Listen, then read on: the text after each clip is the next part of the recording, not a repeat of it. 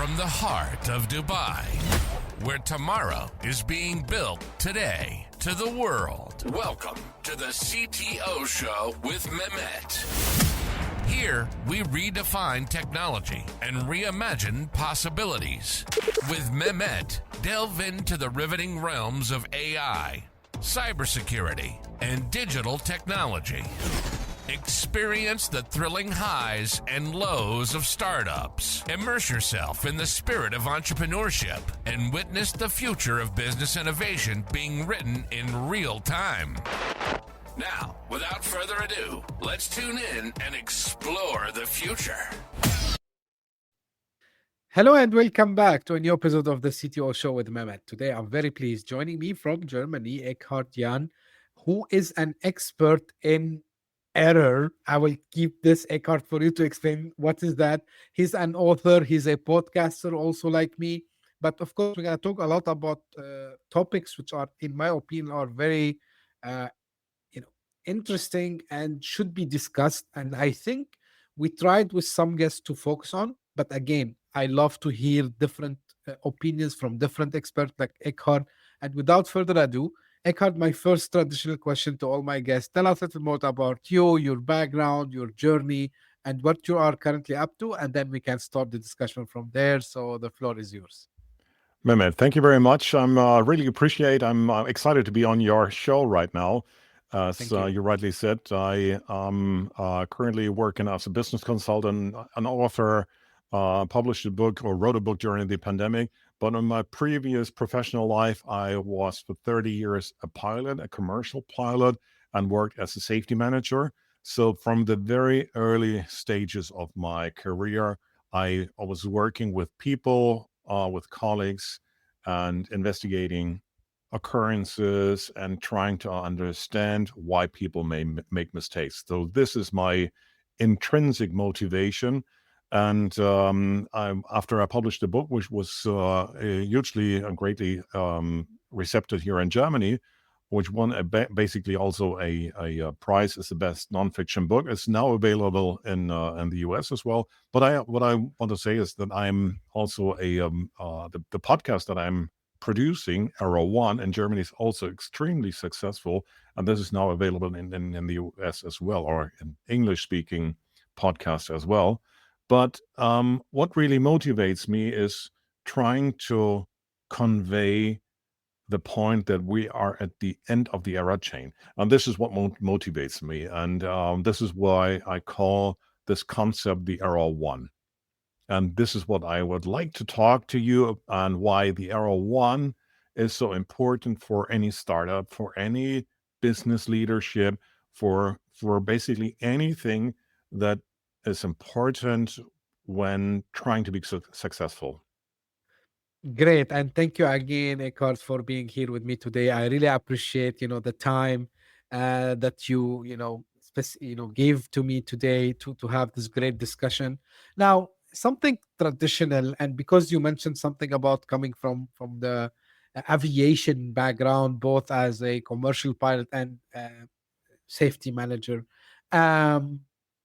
when we think aviation, we think about safety and zero error. So, like, what really happens I know maybe it's a loaded question, but how does like this error management cultures look like in aviation sector, and what lessons you think other industries can learn about safety and failure? Oh, that's a great question. I could answer it quickly, but I can answer it at length because there's a long history about aviation learning from mistakes and learning from errors. And I always keep saying that all procedures that we have, all regulations, all rules that we have been written with blood, because there were so many accidents on the beginning of aviation. When I'm looking at 120 years ago, when Charles Lindbergh was flying with his Spirit of St. Louis over the Atlantic, there was no in-flight entertainment, there was no catering, there was nothing on board, and when he barely made it, we had a very, very bad accident rate at that time, but aviation learned from all of these accidents, and it evolved over the decades into a highly safe environment right now that we don't need to be afraid to step into any airplane. As we just Right. before we started the show, you just said you'd step off the airplane. Oh, I Right. knew, yeah, you'll be arriving safe. I don't need to worry that. The only question was, do we make it on time? Yes or no? But that's basically it. It's also we are right now talking about an ultra safe industry that we are in, because we all learn from all the errors and the all mistakes that we did. And what motivates me is that don't look at the end of the error chain when the plane crashed. And there are reasons why, even though people make mistakes, I do mistakes every day, but we have what we call resilient systems where it's permissible to make mistakes, but you have a team and you have a system and you have procedures in place which prevents the error chain from developing into an accident. And this is, I will come back to this, which has been called in academia the psychology of safety, or the safe environment in any company that you require to have a team which is open to active and passive criticism. And this is the right way to deal with errors. Great. Now, let me ask you a little bit about the book. So, because of all this experience you accumulated over the years, you said you decided to write the book, Error One. And of course, I was preparing and I did a little bit of my homework, right? And you say, like, everything begins for a reason, and it has something to do with psychology and the impact of the mistake. So why do you believe errors and failures are something that we cannot avoid all the time, yet they are necessary for foundations of success? Absolutely. When you're looking back, let's go 2,000 years back. Sure. When the Romans said, to err is human, errare humanum est, to err is human. But what has changed in the last 2,000 years? Nothing. And I promise you, even for the next 2,000 years, humankind will not change in this respect. We always will be making mistakes. We can even predict errors depending on the circumstances and the situation, that we are error prone. And yet, when learning from mistakes, this is where we are progressing as humankind, within the industry, as I just said, in the aviation, but also personally. And when I would ask you, well, you have, for example, you have one of your listeners might face this situation. You have a complicated surgery just a couple of weeks ahead, and you need to decide which hospital you want to go and which surgeon you want to be operated by. Who would Right. you approach? Would you go to someone who said, "Oh yeah, I've just graduated from medical school, and I saw the surgery on YouTube, so I know exactly what I'm supposed to do"? Or do you want to have someone who's been expert, has been done this operation, the surgery, maybe 100, several hundred, maybe 1,000 times already? He knows exactly where it's been critical, because maybe on some surgery previously, it was, maybe not 100% what he expected, but he learned from this. And we want to have experienced experts who know what they're doing.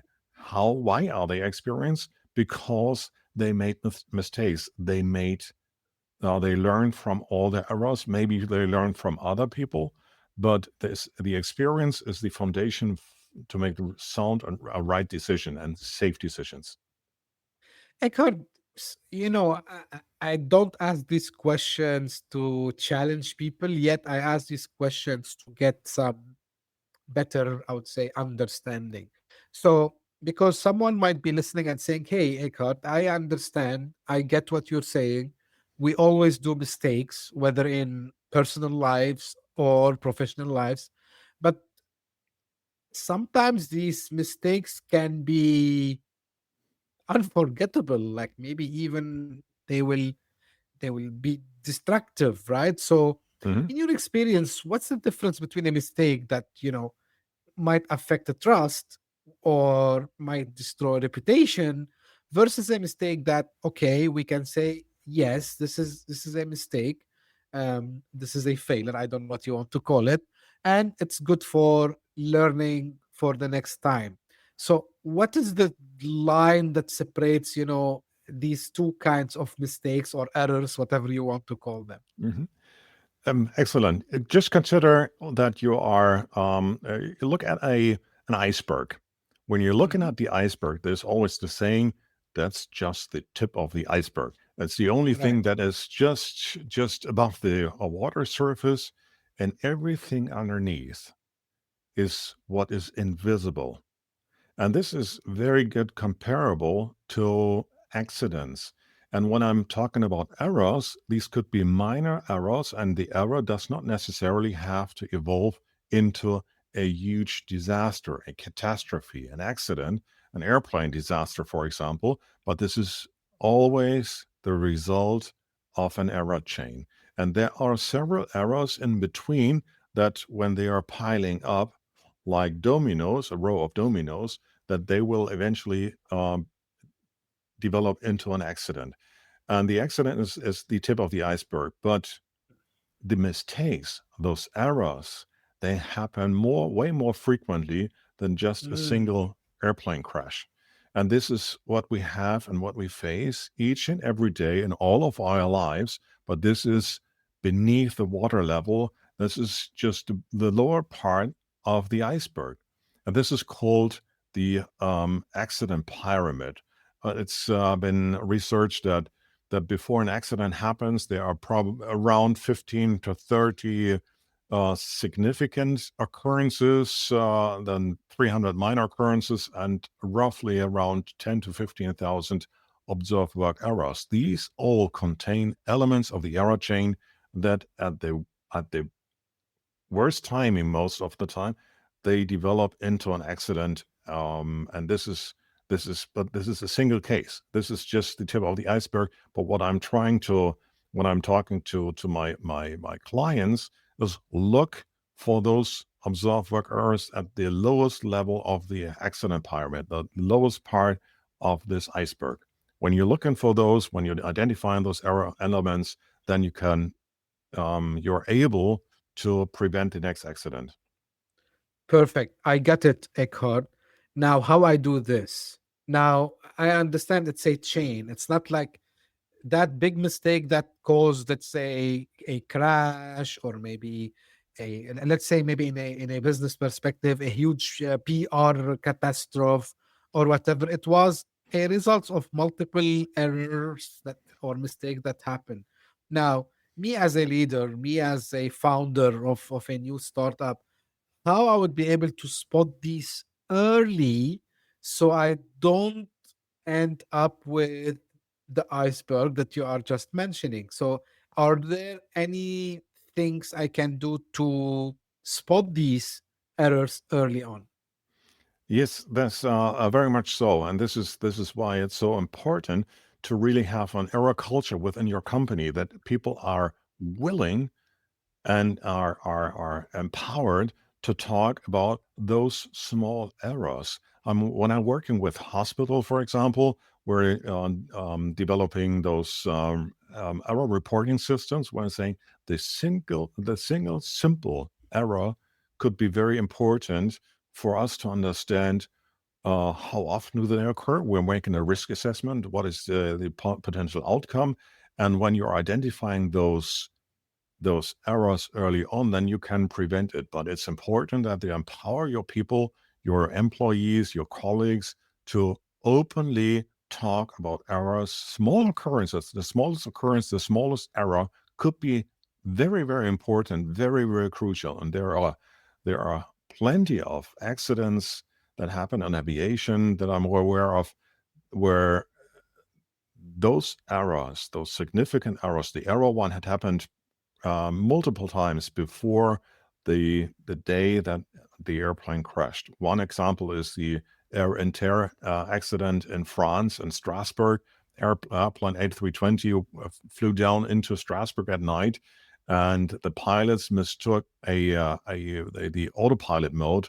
Instead of vertical speed, they inserted flight path angle, or vice versa. They intended to have flight path angle and inadvertently put in 3,300 feet of sink rate, and didn't recognize, and they eventually crashed on the mountains. And when the investigators asked the pilots at Air Inter, how could this be? Most of the pilots admitted, yeah, we all did the mistake previously, but the error chain before did not develop into an accident because the other circumstances and surroundings, they were not lined up to become an error chain. And therefore, it's so crucial to tell your colleagues, to tell the pilots, for example, at Air Inter, before the accident happens, tell us about these small errors, so we get a better understanding where do we have our problems. Now, Eckhard, there is something you mentioned about culture, and I got it, right? But people in general, me included, and I would not hide it, if I feel like all eyes and all fingers would be pointing at me, psychologically, I will be in a defensive mode, especially if I'm talking about like a business perspective, or maybe, God forbid, like crashing an airplane or a car or whatever, or a train, because I and I think this is a human nature. Now, Mm-hmm. you mentioned about the culture. How is that done? Like, I mean, should we give people some trainings first?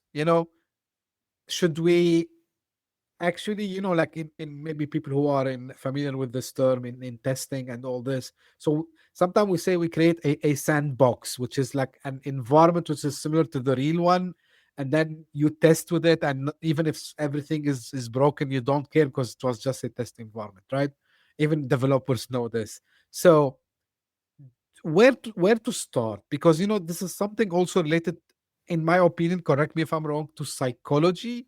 It's Yes. related also to communication, because there's a big difference that I come to you, Eckhart, and say, hey, Eckhart, like, I think I made a mistake, or maybe and you might not understand what I want to say.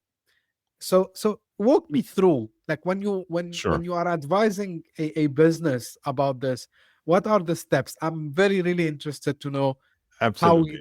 we get Ab- this one by one. Absolutely. So there are two or threefold. This is a excellent question, but there's a 2 to 3-fold answer. First of all, Sure. the first and probably the most crucial part of great error culture is what I often see at companies is that we're not looking for the errors, but we're just observing the outcomes, the consequences.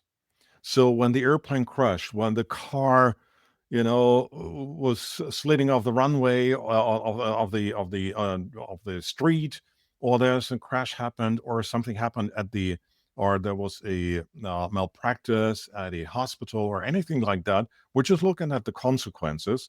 And then your superiors are on the leaders and the managers will look. So what happened and what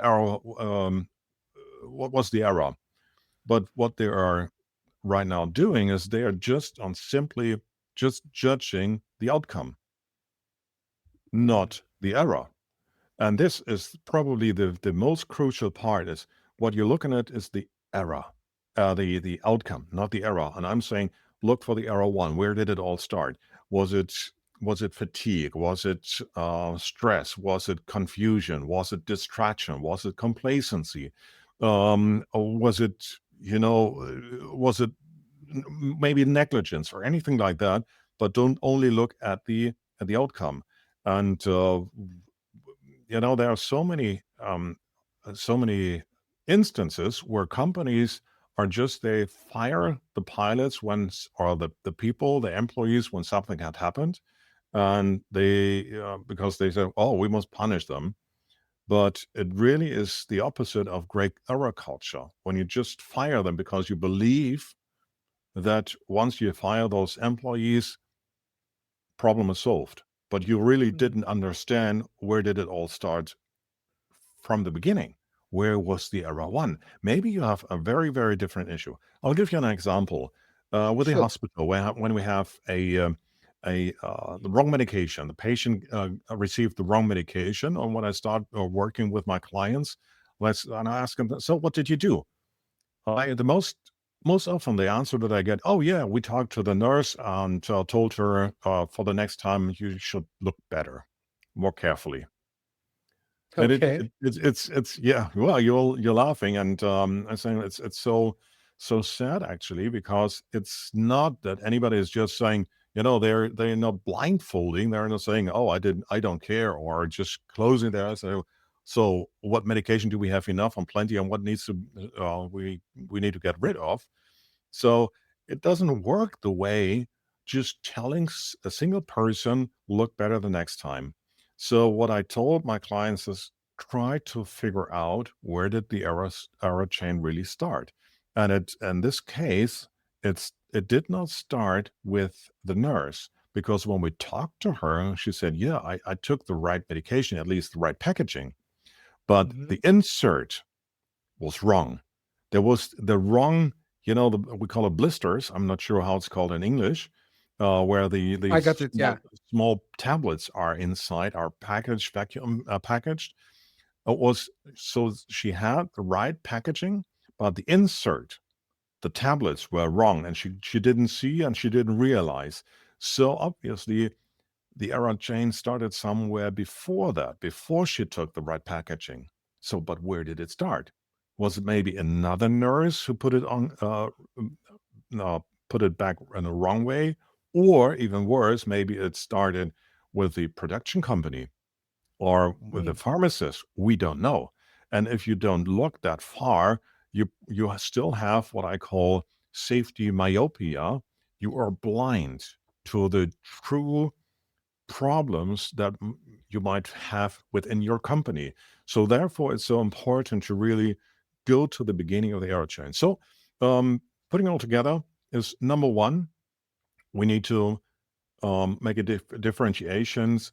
Errors are not consequences. So don't judge the consequence, just judge the error. If everyone is doing that, you just simply can't fire your employees or those poor colleagues who were at the end of the error chain, because it will happen again. And then we are again at the same accident pyramid.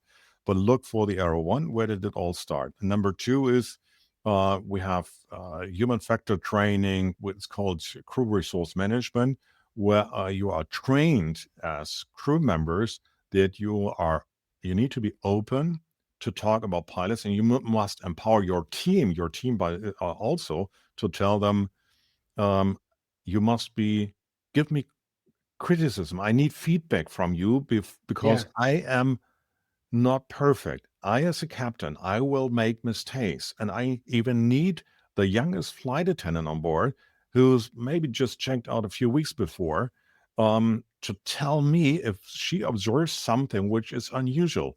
And this is what's called psychological safety, where you have a Mm. team, they are willing and open to give themselves critique. So it's called active and passive criticism. Active means, Mehmet, I'm telling you, I'm observed something. There was something where I believe this is not the optimal way, but maybe there was an error. And passive criticism is that I'm not offended when my team member tells me something, saying, Eckhard, I observed you took the wrong medication, or maybe you are, during the approach, you're too fast, or we're not going to make it, you have to do a grower run, or anything like that. I'm not taking it personally. And to sum it up, there's a research been done by Amy Edmondson, a Harvard professor, and she quite clearly stated, when she observed two different teams, team one and team two. Team one, they were toxic. They were not giving feedback and criticism. And the other one, team B, team two, they were really having this psychological safety. When you have it, when you really live by this, the outcome for the patient, the outcome for the flight will always, always be better. Always. No exception. So Uh, it's a great question, but it's a long answer. I'm sorry about that. no. I love long answers with detailed explanation because when we were talking, now even I started to relate to the training process, which sometimes me as the end user or the consumer or whatever you want to call me, maybe I don't understand what's happening in the background. I'm talking here about the aviation. I know like a lot of people sometimes they start to feel uncomfortable why the plane is stopping for a long time, and why we're not moving, blah blah blah blah. And but the reason is because of course like maybe not all people are fan of this. You've been a pilot to say, but I've been fan to understand these documentaries about plane crashes and all this. And what I have seen, like every time they were adding to the what you call it, to the manual, that the Mhm. procedures, like something new based on previous things that happened before, and then you need to go over it. And this brings me to the training part. So, and the openness. And this is, I think, why in the aviation you have the pilot and you have the co-pilot. So the co-pilot can interfere and correct if maybe the main pilot forgets something, right? And they True. talk openly. And then sometimes I wish why this doesn't happen in the outside world. I mean, Oh, in you're so companies, right. Absolutely. I totally agree. right? Like why Yes. at companies we don't have the same culture sometimes. Mhm. We see it in startups, when they are a very small team, maybe up to 20 people, 25, and then all of a sudden we see this boom, it's not there anymore, right? So we have, and this I think again it's part of the human nature. It's just an observation from my side. I don't know if you have something to add on that, Eckhart. Yes, but yeah, absolutely. 100% sure. I totally agree. Even with startups, the best startups, the most successful, frequently successful startups, they are collaborating. They're talking. Maybe they are even fighting about, which way should we go, but they are talking. They are collaborating, and normally errors very often very quickly become very obvious to everyone. So you can't, in startups and small companies, you simply can't hide them. Now, the issue is not the error. The issue is how do we deal with them? How do I, as a startup, as investor or as the founder of a startup, how do I deal with them? If I believe I'm the only person in the room, in the company, who is the wisest person, I'm the only one making the right decision, and everyone just needs to follow me because I know exactly, and you just simply shut up. Those companies most often fail. The best Right. companies are the ones who saying, Mehmet, yeah, let's fight. What do you think about this? Maybe we should do it differently. Maybe we should try this program, this programming, this software, or this approach, this marketing, this pricing. And yeah, mate, I don't know. And oh, and then a week later they sit together and say, okay, no, that was a bad decision. Okay, let's try differently. So they are very agile companies. This is also an issue. Agile companies are very, very quick and very evolving because they expect that errors will happen, but they learn from each error. Because you mentioned investors. I think the best industry that have this culture very good are the venture capitalists. Mhm. Um, there's a book, and just for the sake I don't misspell anything wrong, it's called The Venture Mindset: How to Make Smarter Bets and Achieve Extraordinary Growth by Dr. Ilya Sribolev. So he's at Stanford. So, I read the book, and one of the things that attracted me is that usually venture capitalists, they don't blame themselves when they do a wrong investment.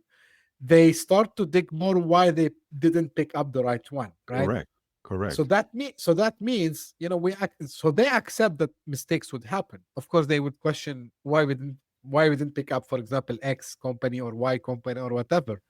And I think this is back to what you were mentioning about the leadership and how it's important, as leader from day one to understand that, hey, we're not perfect. Like there's, and I always remind people, like, guys, like, take any known company brand today and think, how they started it. And there is something I showed someone the other day. They are very young, so they didn't see it. I showed someone the first computer shipped by Apple, and they were shocked. They said, "Really? Yes. A, a piece of wood?" And I said, "Yeah, guess what? It was a failure also. Like it wasn't a success as they expected, and they had to go back to the drawing board and change things." And they said, "Oh wow, like we didn't know this." And I think this is why Eckhart is very important to spread this more. Uh, I'm a big fan. I tell people, I removed the word fail from my dictionary. I don't have something called fail. I call it learning, right? Hmm. I call Very it good. learning. Yeah. But behind, other than reframing it and seeing it in this way, how do you see companies really benefiting from adopting this mentality and this philosophy of accepting, like, other than, of course, uh the thing that we talk, what are like some other positive outcomes you've seen from companies or organizations that adopted this mindset? Yes. It it didn't. It's not that it's been just invented. It's been there all the time. It's been maybe Right. named differently. It's Toyota invented the Kaizen system, where it said, "Okay, we're learning from each mistake and trying to make improving."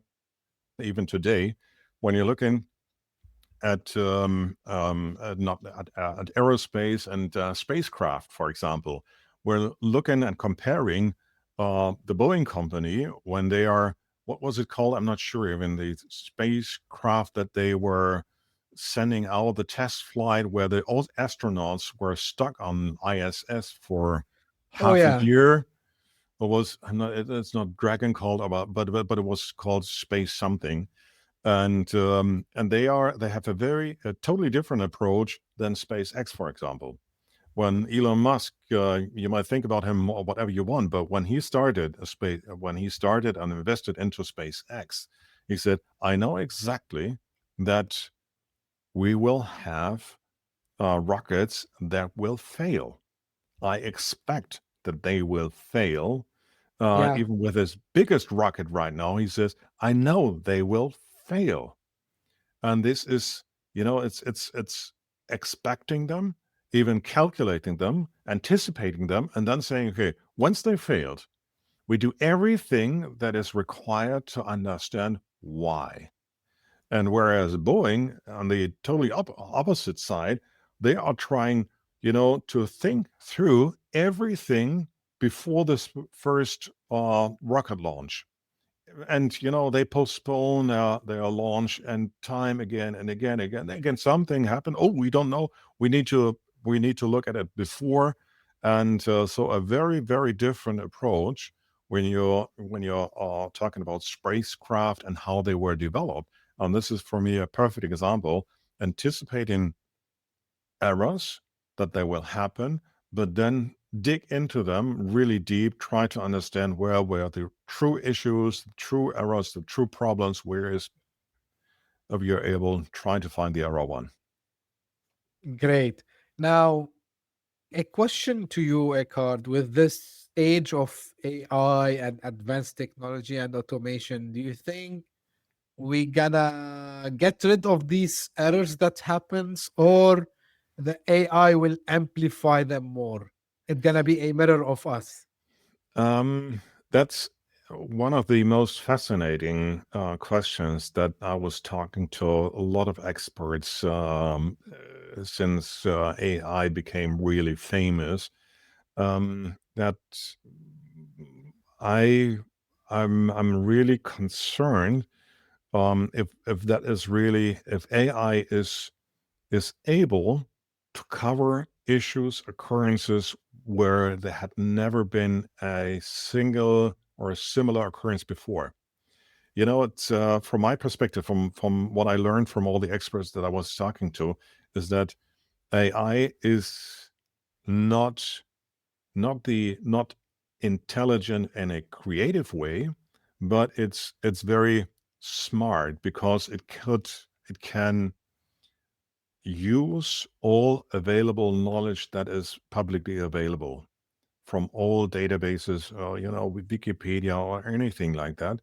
And even though that you still have the issue that AI is hallucinating sometimes with its answers, but when you're looking at at Apollo 11, this is a great example. When John F. Kennedy said, we're going to send a man to the moon and bring him, this is the second part is even more important, and bring him back safely to Earth.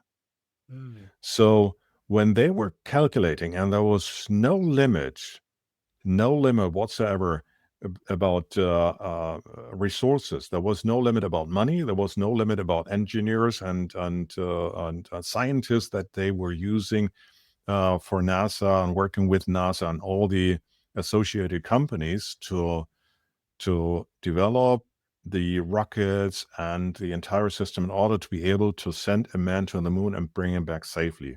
When they did this, they of course had the issue that they said, how do we go about with occurrences that we can't anticipate? We don't know. Right. And even though the money wasn't a limit, it was no limit at all. No limit at all. So they were trying to calculate what's the risk and what is the possibility, what something could happen. And but all calculations were devastating. All calculations resulted in a calculation where it said it can't be successful. So they said, okay, we put it in our drawer and go back to not a quantitative analysis, but a qualitative analysis, and said, oh, we're trying to make sure that they will be able. So you have 100,000s of people working for 10 years and trying to figure out anything that could go wrong, have checklists for anything, have the most extensive train that you could get astronauts. And then what happened on the day that Apollo 11 was, the Eagle was approaching the moon's surface? What had happened? Suddenly, you have an alarm. Error. Oh, an error. Either, I think it was 1011 or something, 10, 12, 21, I think. And suddenly an error occurred within the lunar landing module. And in Houston, hundreds of people were watching, and they didn't know. They didn't know what to do. They were totally confused. Oh, what happened? And finally, at the end of the day, who saved NASA's reputation? It was were the astronauts.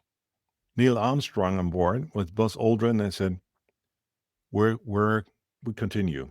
They had the permission to continue, but they saved NASA's reputation and saved Apollo 11, the day where it was so crucial. No matter how much you were looking at it before, there will be always situations where you need humans with their creative minds to deal with a situation which nobody ever anticipated.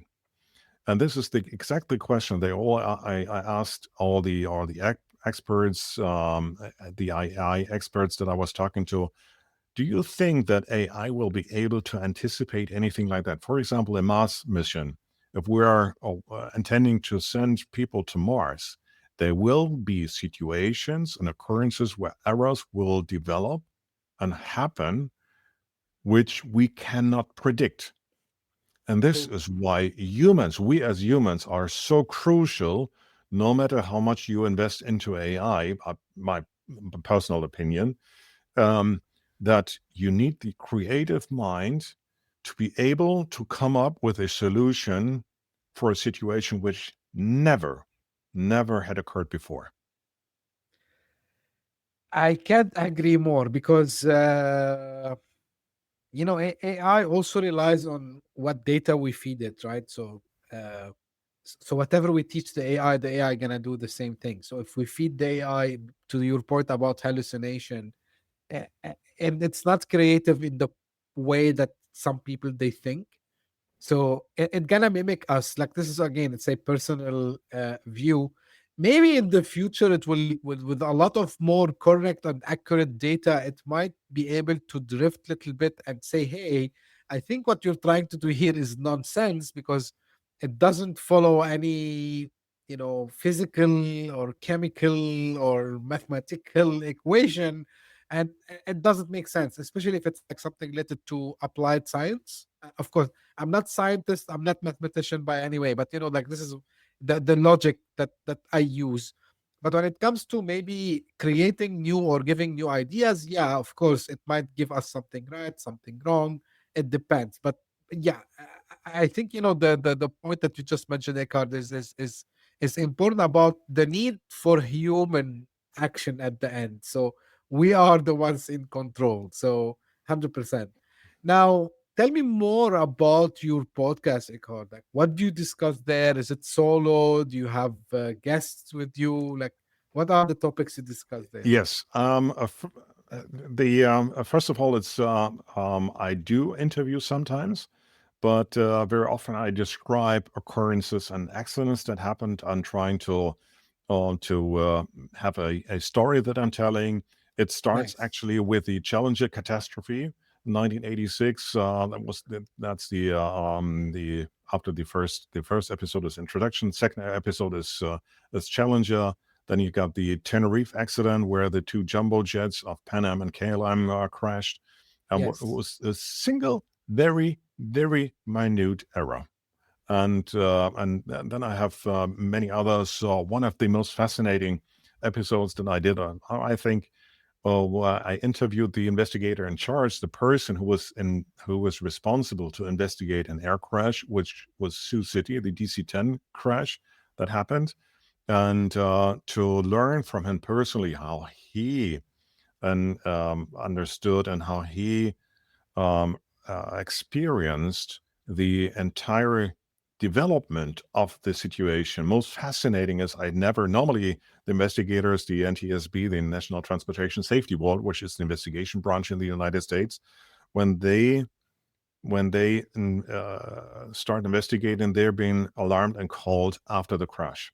But the DC-10 Sioux City accident was very different. They were alarmed while the airplane was still in flight. They were fighting for Oh, controls because they lost all the hydraulics and were fighting for control. And the NTSB was absolutely convinced that they will crash and probably everyone will die. So they were alarmed while they were still in the air. So it all happened real time. And talking to this person, Bob McIntosh, a retired NTSB investigator, was just one of the most fascinating, interesting stories and interviews that I did. And this is available on Spotify and almost any kind of podcast platform that you can look. And then I have many others. There are Exxon Valdez and Deepwater Horizon. And so it's not only aviation related, but errors happen everywhere where humans are.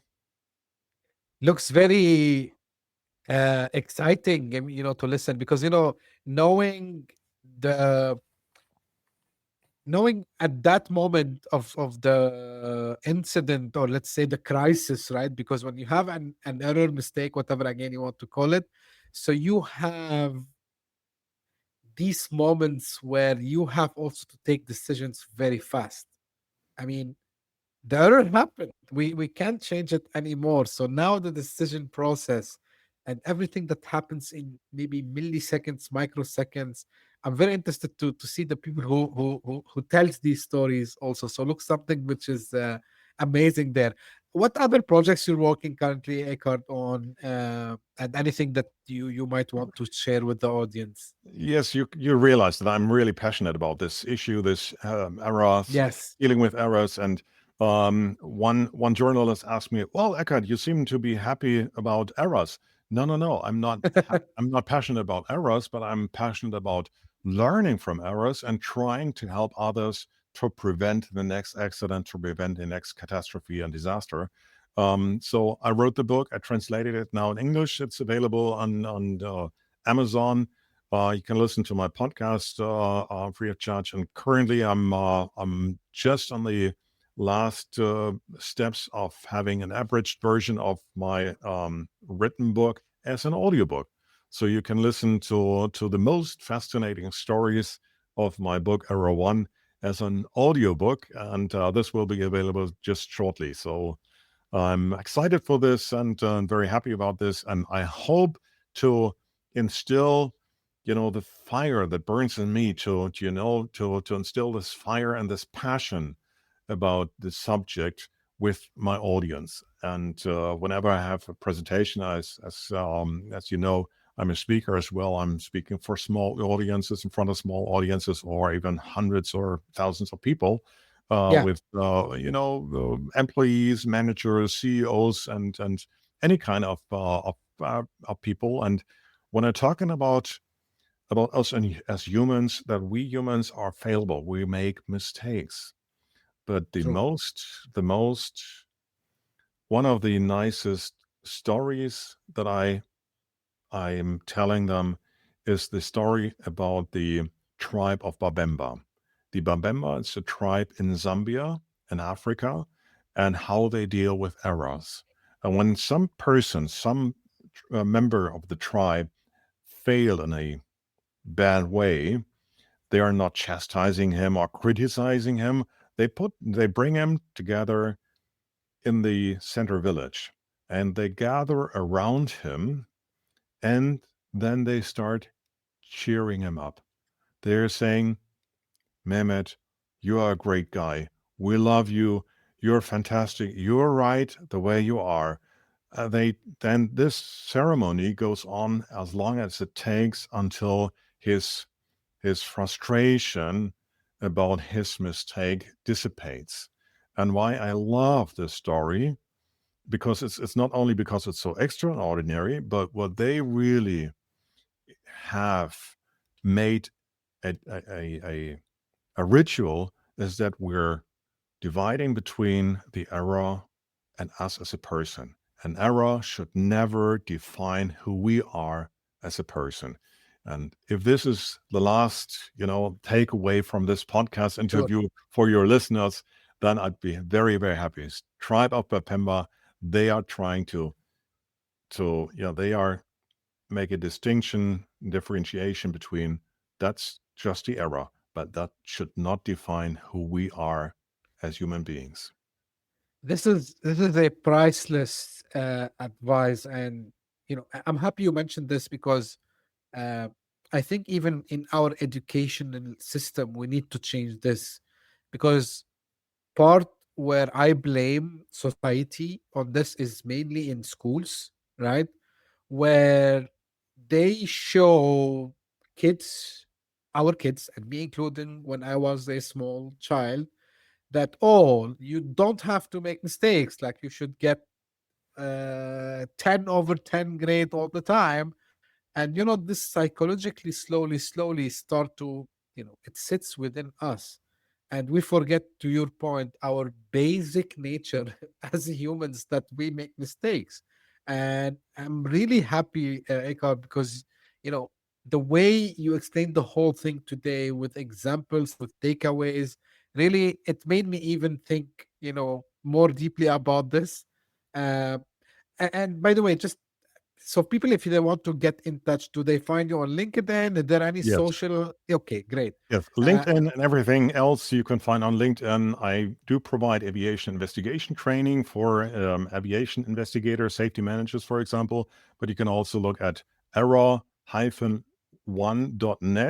That's the domain. But everything else you find me. And please, anybody contact me on LinkedIn. I'm very, very happy about any contact, any feedback, and any kind of interested parties who is interested in talking and giving interviews. This is why I'm so passionate about, and I really appreciate the time and being on your My show. pleasure. My pleasure. It's very obvious, Eckhard. Your passion is like I can sense it from the distance, and of course, all the links for the book, the podcast, your the website about the training, and your LinkedIn, all will be in the show notes, so people they don't need to go and look for that. I really appreciate the time, Eckhard. It was really a very engaging discussion. I learned Yeah. a lot from you. And Thank do you. you remind us? Simply, I would say it in this way that we are humans, that we do mistakes. We should not blame ourselves much.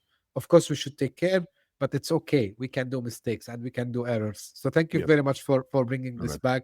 And this is how I end my episode. This is for the audience. If you just discovered us by luck, thank you for passing by. If you liked what you listened to and you want to keep knowing about the new episodes, subscribe and share it with your friends and colleagues. And if you are one of the people who keeps coming again and again, thank you very much for the support, for the encouragement, for all the things that you are doing for the podcast this year, keeping us up into the top 200 charts on Apple Podcast. I can't thank you enough for this, and thank you for the support on the book launch also as well, from nowhere to next. And stay tuned for some news also very soon. And as I say always, thank you very much for tuning in. We'll meet again very soon. Thank you. Bye-bye. Hit that subscribe button, share the show with your tech-savvy friends and fellow entrepreneurs, and leave us a review on your favorite podcast app. Your support means the world to us.